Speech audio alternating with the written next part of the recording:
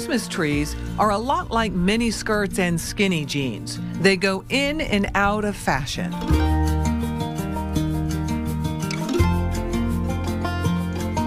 We planted a field up there full of Scotch pines. People bought them, loved them, and 4 or 5 years later we couldn't sell the Scotch pines and people liked the fir trees better. Manson Donahue has been on top of tree trends for more than 40 years. The 93-year-old farmer grows mostly firs on his family Christmas tree farm in Pembroke. This would be a Fraser fir. Manson knew nothing about Christmas trees. When nearing retirement, he bought the 100-acre property with his late wife. The former high school principal got a quick education, surprised at his first encounter on the land. Well, mainly rocks and not much topsoil.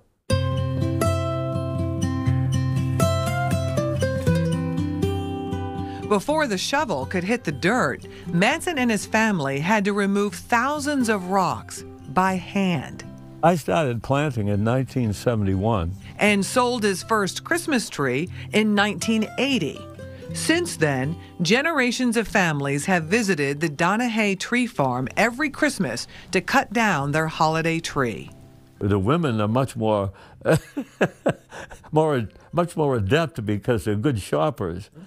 When the men come in to buy trees, they realize that the Patriots are going to be playing on Sunday at 1 o'clock, so they pick the first tree they see practically. They say, that's a good one.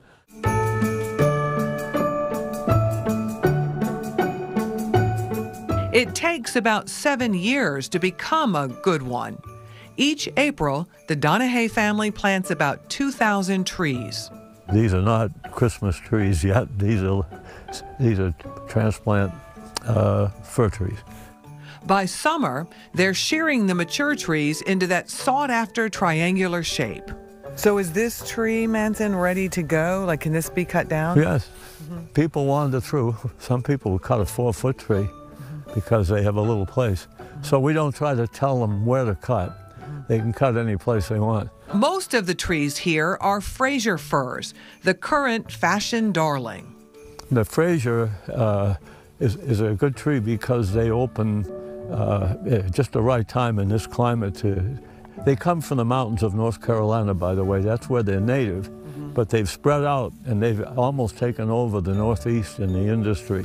You'll also see some white spruces. Unlike fir trees, they do well in wet areas. Well, this is a good example of the two kinds of trees I've been talking about.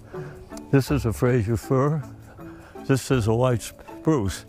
Notice how short the needles are. Oh, yeah. How full the tree is. When you look at these, they're longer. Some people would say prettier. Tree farmers are always trying to come up with new varieties. Here's a Frolsum fir, a combo, a cross between a Fraser fir and a balsam fir. These are unique, and everyone in the business is trying out new trees to see if they like better than what they have. Donahue Tree Farm first sold Frolsum firs last year.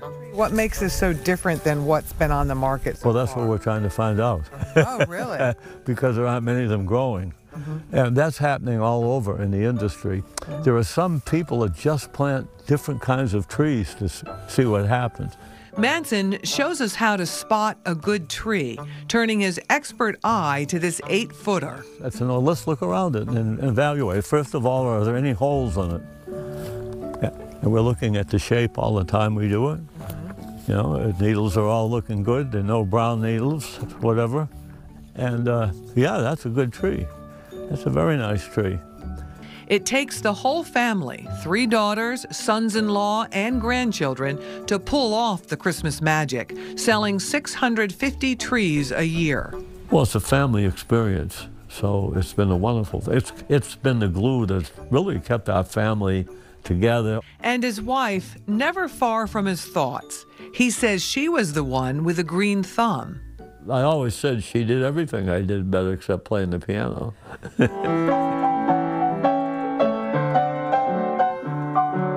Although this is no swan song, at 93, Manson has decided to turn the reins of his beloved Christmas tree farm over to his kids. One thing, I feel old. And that's the main reason it's happening. I would say, maybe this isn't the place for it, but when my wife passed, it changed for me a little bit. It was something, I guess we were always in love, always married, we never stopped that. And when I lost her, it wasn't quite the same. So you'll no longer find Manson tackling the day-to-day farm chores. But when you come for your tree, he'll be right there with a smile and a hand, sharing in your Christmas tradition.